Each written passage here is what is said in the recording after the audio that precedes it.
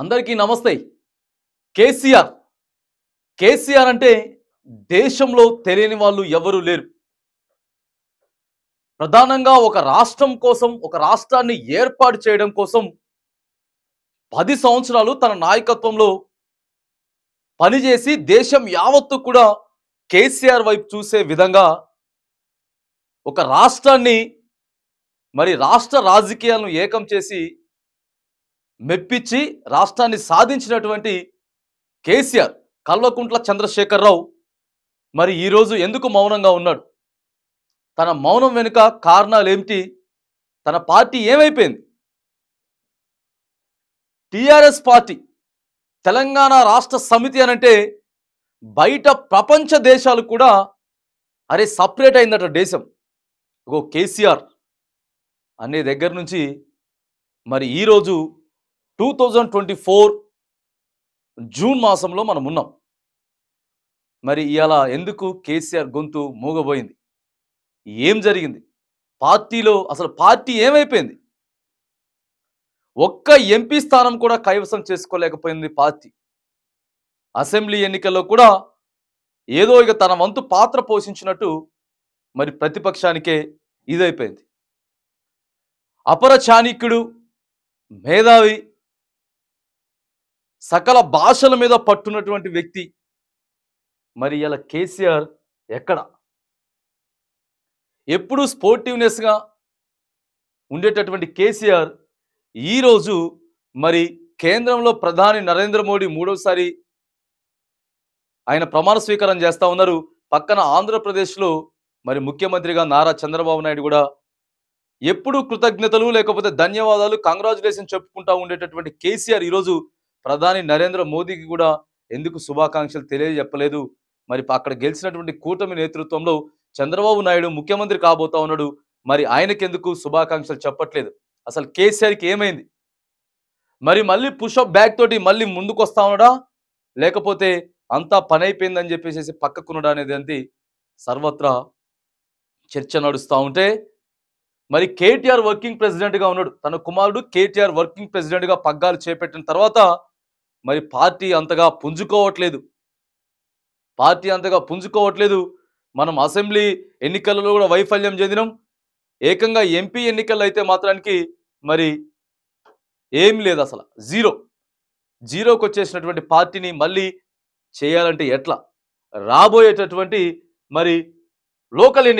Local ఎన్నికలు ఏవైతే ఉన్నాయో, స్థానిక సంస్థల ఎన్నికలు ఏవైతే ఉన్నాయో ఇతన్ని వర్కింగ్ ప్రెసిడెంట్ ఇచ్చేటటువంటి అవకాశం కేటీఆర్ నుంచి తప్పించి హరీష్కి పగ్గాలు ఇచ్చేటటువంటి ఆలోచన కేసీఆర్ చేస్తున్నాడా? ప్రధానంగా స్థానిక సంస్థల ఎన్నికలు ఏవైతే ఉన్నాయో, స్థానిక సంస్థల కంపల్సరీ కూడా పట్టు సాధించాలి. స్థానిక సంస్థ ఎన్నికల్లో పట్టు సాధించాలి. ఎంపీటీసీలు, జెడ్పీటీసీలు, వార్డు మెంబర్లు, సర్పంచ్లు ఖచ్చితంగా కూడా పార్టీ గెలవాల్సిన అవసరం ఉన్నది.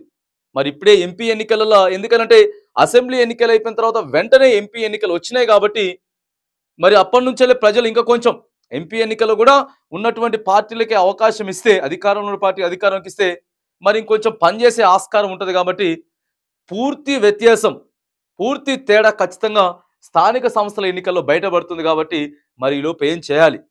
పార్టీ ఇలాగే ఉంటే, ఎవరి నాయకత్వం వాళ్ళకి, ఎవరి పదవులు వాళ్ళకు ఉంటే మాత్రానికి పార్టీ ముందుకు పోయేటటువంటి పరిస్థితి లేదు. కాబట్టి కేటీఆర్ని వర్కింగ్ ప్రెసిడెంట్గా మార్చి ఆ పగ్గాలు హరీష్ రావుకి ఇవ్వబోతా ఉన్నారా అనేటటువంటి సంకేతాలు రాష్ట్ర వ్యాప్తంగా కూడా జోరుగా వినిపిస్తూ ఉన్నాయి.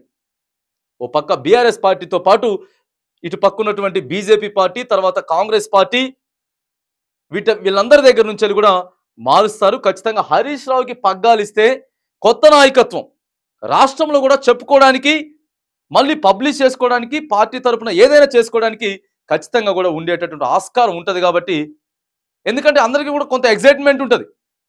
హరీష్ రావు పగ్గాలు చేపట్టిండు, హరీష్ రావు నాయకత్వం బాగుంటుంది, ఇప్పుడు హరీష్ రావుకి ఇచ్చిన తర్వాత మారుతుందేమో అని చెప్పి బీఆర్ఎస్ పార్టీని ఏదైతే ప్రజలు విస్మరిస్తా ఉన్నారో, బీజేపీ పార్టీ గురించి మాట్లాడుకోవడం పక్కకు పెట్టారో, మళ్ళా ఇప్పుడు ఒకసారి హరీష్ రావుని మాత్రానికి వర్కింగ్ ప్రెసిడెంట్గా పగ్గాలు అప్పచెప్తే, లేకపోతే బీఆర్ఎస్ ఎల్పీ నేతగా ప్రస్తుతం ఉన్నటువంటి కేసీఆర్ కేసీఆర్ని కూడా ఆ ప్లేస్లో కూడా తనకి అనారోగ్యం దృష్ట్యా కావచ్చు గాక, లేకపోతే తాను ముందుండి నడిపించడంలో వెనుకున్నా కానీ మరి బీఆర్ఎస్ఎల్పీ నేత కానీ, లేకపోతే కేటీఆర్ ప్లేస్లో ఉన్నటువంటి వర్కింగ్ ప్రెసిడెంట్ కానీ హరీష్ రావుకి ఇస్తే లోతుగా గ్రామ స్థాయిలో మౌత్ టాక్ వెళ్తుంది.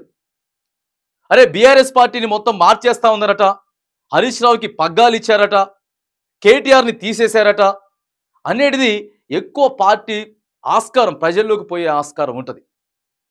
కాబట్టి మరి ఖచ్చితంగా హరీష్ రావుకి అయితే పగ్గాలు ఇవ్వడానికి కేసీఆర్ బాగా వెనక్కి వెళ్ళారు. గెలిచిన నేతలకి కూడా శుభాకాంక్షలు తప్పకుండా మరి కేసీఆర్ ఎక్కడున్నాడు, ఏం ఆలోచిస్తూ ఉండనేది పెద్ద ఎత్తున చర్చ జరుగుతూ ఉన్నది. మరి ఇక కేటీఆర్ని అయితే తప్పించి హరీష్ రావుకి కీలక పగ్గాలు ఇచ్చి స్థానిక సంస్థల ఎన్నికల్లో మాత్రానికి పట్టు సాధించుకునేటటువంటి ప్రయత్నం కేసీఆర్ మాత్రం గట్టిగా చేస్తూ ఉండడు. దీనితో పాటు కేసీఆర్ నేతృత్వంలో కేసీఆర్కి వర్కింగ్ ప్రెసిడెంట్ ఇచ్చిన తర్వాత అప్పుడు గ్రామ స్థాయి నుంచి కమిటీలు, ఖచ్చితంగా కమిటీలు ఏవైతే ఉన్నాయో కమిటీలన్నిటిని కూడా మార్చాలి. ఖచ్చితంగా ఇక గ్రామంలో, తర్వాత ఇక మండలం, నియోజకవర్గం, జిల్లాల వ్యాప్తంగా కూడా మొత్తం టోటల్ నాయకత్వాన్ని మార్చేసి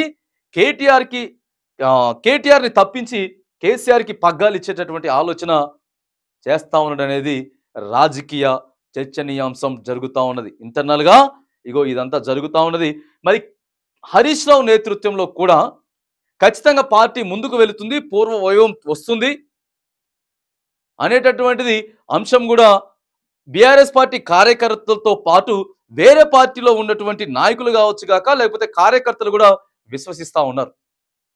విశ్వసించడంతో పాటు మరి పార్టీ కూడా స్థానిక సంస్థల ఎన్నికలలో ఎక్కువ స్థానాలు, ఎక్కువ జెడ్పీటీసీలు, ఎక్కువ ఎంపీటీసీలు, ఎక్కువ సర్పంచ్లు కూడా గెలుచుకునేటటువంటి అవకాశం ఉంటుందని మరి చెప్తా ఉన్నారు. కాబట్టి మరి పార్టీ వెళ్ళిపోతుంది, చాలా బ్యాక్ వెళ్ళిపోతూ ఉన్నది. చాలా బ్యాక్ వెళ్ళిపోతున్న నేపథ్యంలో కేసీఆర్ స్ట్రాటజీతో మళ్ళీ ముందుకు రాబోతా ఉన్నాడు, ఆలోచనలో ఉన్నాడు. ఎందుకంటే పరిస్థితి తనకు అనుకూలంగా లేదు, పరిస్థితి అనుకూలంగా లేదు, ఎక్కడికో వెళ్ళిపోయింది. స్టార్టింగ్ స్టేజ్లో ఉండేటటువంటి టీఆర్ఎస్ పార్టీ, బీఆర్ఎస్ పార్టీ, ఇగో ఈ కేసీఆర్ దేశం యావత్తును కూడా మెప్పించి మరి ఒప్పించి ఈరోజు ఒక రాష్ట్రాన్ని సాధించినటువంటి వ్యక్తిగా, 10 సంవత్సరాలు ముఖ్యమంత్రిగా చేసినటువంటి వ్యక్తిగా ఈరోజు మరి తాను సైలెంట్గా మౌనంగా ఉన్నాడు. ఎక్కడున్నాడో అనేటటువంటి అంశంతో పాటు పార్టీ కోసం మాత్రం సుదీర్ఘంగా ఆలోచన చేసి యువ నాయకత్వాన్ని ప్రోత్సహించడంతో పాటు కేటీఆర్ని అయితే పగ్గాలు తప్పించి హరీష్ రావుకి వర్కింగ్ ప్రెసిడెంట్గా పూర్తి బాధ్యతలు ఇస్తాడు అనేటటువంటి అంశం మాత్రానికి ఇక మనం తెలంగాణ రాష్ట్ర రాజకీయాల్లో బీఆర్ఎస్ పార్టీకి సంబంధించి కేసీఆర్కి, కేటీఆర్కి, హరీష్ రావుకి సంబంధించినటువంటి మరి వార్తలు మాత్రం జోరుగా చర్చ నడుస్తూ ఉన్నది.